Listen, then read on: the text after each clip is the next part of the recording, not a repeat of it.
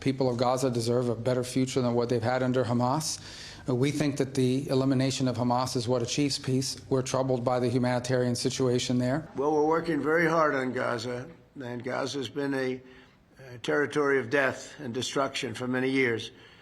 And, you know, I have concepts for Gaza that I think are very good.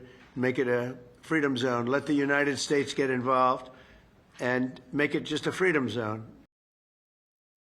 Faire de Gaza une zone de liberté, est-ce que ça veut dire faire de Gaza une riviera pour les touristes? En tout cas, c'est l'idée qu'a brandi le président américain lors d'une rencontre au Qatar. Le président américain a réitéré son désir de prendre le contrôle de Gaza alors que la situation humanitaire ne cesse de se dégrader. Juste aujourd'hui, depuis minuit, en fait, plus de 100 Gazaouis ont été tués dans des bombardements israéliens. J'ai joint plus tôt le professeur de sciences politiques à l'Open University d'Israël à Tel Aviv, Denis Charbit. On l'écoute. Denis Charbit, bonsoir et bienvenue à 24/60 depuis Tel Aviv. Denis Charbit, le président Trump est en tournée royale au Moyen-Orient, ignorant Israël, mais parle de Gaza comme d'une zone de liberté éventuellement. Devant l'aggravation de la situation, plus de 100 morts en moins de 24 heures, encore une fois. Comment accueillez-vous ces déclarations et vu la situation? Écoutez, ça va paraître très paradoxal aux téléspectateurs canadiens, mais aujourd'hui, compte tenu du fait que Netanyahou est sourd à toutes les pressions de toutes les familles, y compris de la mère du soldat américano-israélien qui a été libéré il y a quelques jours, eh bien, les Israéliens aujourd'hui, la majorité d'entre eux se vouent à Trump. Pourquoi? Parce que, en fait, aujourd'hui, il faut dire les choses telles qu'elles sont. Il n'y a que Donald Trump qui peut arrêter la course à l'escalade militaire que Netanyahou promet pour le début de la semaine prochaine, une fois que Trump sera revenu aux États-Unis. Il suffirait d'un geste, d'un impératif, d'un ordre donné par Trump, et à ce moment-là, il est possible, il est probable que la machine de guerre s'enraye et soit freinée.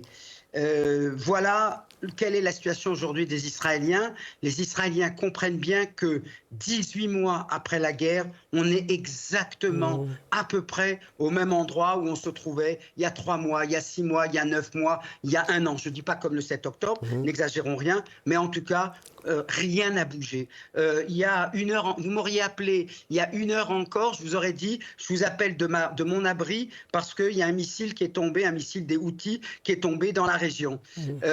Ce matin, il y a une femme enceinte qui est morte assassinée et son bébé n'a pas survécu non plus. Donc voilà l'ambiance dans laquelle on est et on se dit, c'est là qu'on en est 18 mois après les dégâts, le désastre dans la bande de Gaza.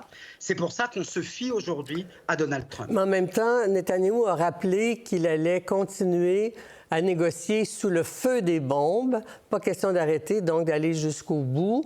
Il n'entend pas, vous avez dit sourd, c'est une belle expression pour dire qu'il n'entend pas non plus les revendications de familles des 65 otages libérés. Eux-mêmes revendiquaient donc la libération de tous les otages. Et Netanyahou dit, ben non, je veux la libération des otages, mais sous le feu des bombes, à 100 morts par 24 heures, ça paraît impossible.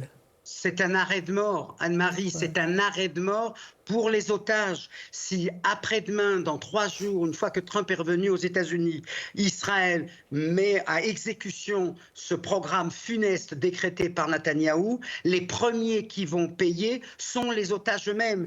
Et Netanyahou portera jusqu'à la fin de sa vie la responsabilité de la mort de ces otages. Alors vous allez me dire, en disant cela, je ne me préoccupe pas des Palestiniens, mais je vous traduis ici non pas mon propre sentiment, mais celui de la majorité des Israéliens qui se dit, il reste encore 53 otages, 24 déjà portés disparus, mais que leur famille voudrait enterrer en Israël pour pouvoir se recueillir devant leur tombe. Eh bien, il reste sourd, il reste aveugle, il est emporté par ces ministres d'extrême droite qui, eux, disent le but de la guerre, ils disent bien sûr que c'est la libération des otages, mais ils disent surtout c'est d'occuper Gaza pour une longue durée et recoloniser la bande de Gaza. Les Israéliens n'ont pas participé à cette guerre pour un objectif pareil. Et ce que je constate, c'est que beaucoup de réservistes aujourd'hui ne se présentent pas aujourd'hui dans les bases militaires parce qu'ils ont le sentiment qu'on mène une guerre sous prétexte d'éradiquer le Hamas, ce dont on comprend bien que c'est peut-être louable, mais ce n'est pas réalisable. Ce n'est pas une guerre qui va favoriser la libération des otages, c'est une guerre qui va les mettre en danger. Et ça, pour les Israéliens, qui montre une solidarité extraordinaire, c'est insupportable. Et pourtant, Trump dit qu'aucun otage n'aurait été libéré, n'eût été de lui. Il ne fait pas un appel au cessez-le-feu aussi vigoureusement, me semble-t-il, qu'il le fait face à l'Ukraine et Zelensky et Poutine. On a l'impression que dans sa tournée actuelle, il lâche Israël, mais il dit que s'il y a des ententes au Moyen-Orient, ça va aider Israël. Qu'est-ce qu'il faut décoder de ça? Alors, tout d'abord, ce qui a été absolument extraordinaire, si je puis dire, dans les quelques jours qui sont passés depuis sa visite, c'est qu'il n'a cessé de prendre des décisions sans tenir compte d'Israël. Il a libéré ce soldat américano-israélien en discutant directement avec le Hamas. Ça n'est jamais arrivé depuis que le Hamas existe. Netanyahou a réclamé le maintien des sanctions à l'égard de la Syrie. Les sanctions ont été abandonnées, par Trump.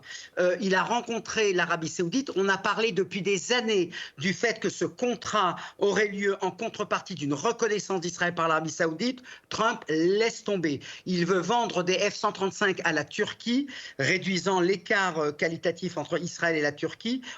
Aujourd'hui, on se rend compte que le grand leader que prétend être Netanyahou va de fiasco en fiasco.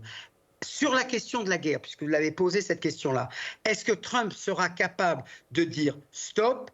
Je n'en sais rien. Je ne suis pas dans sa tête. Mais il livre des armes. Il faudrait qu'il arrête de livrer des armes à Israël. Il faudrait surtout qu'il frappe du poing sur la table en disant j'entends la préoccupation. Le Stephen Witkoff, l'émissaire, le délégué de Donald Trump, a dit je ne peux pas remplacer le gouvernement israélien.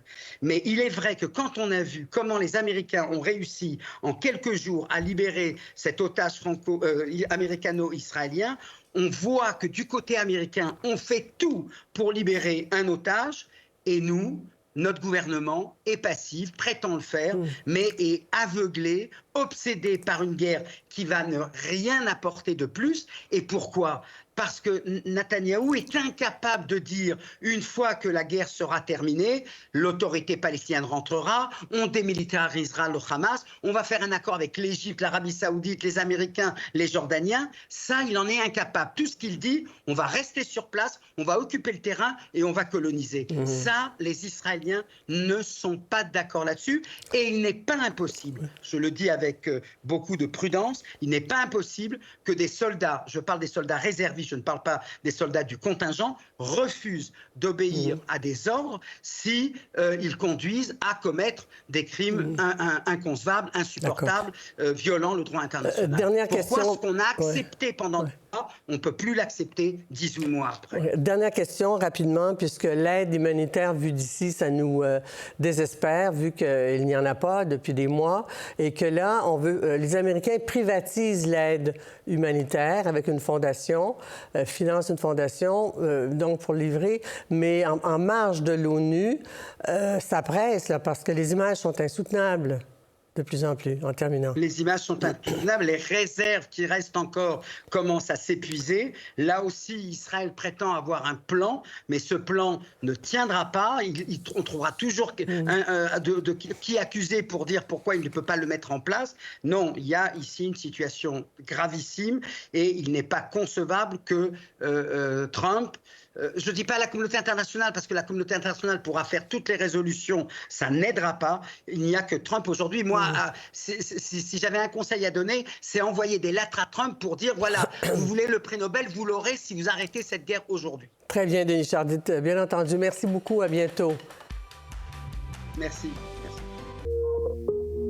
Pour voir nos émissions en entier, rendez-vous sur la chaîne Ici RDI.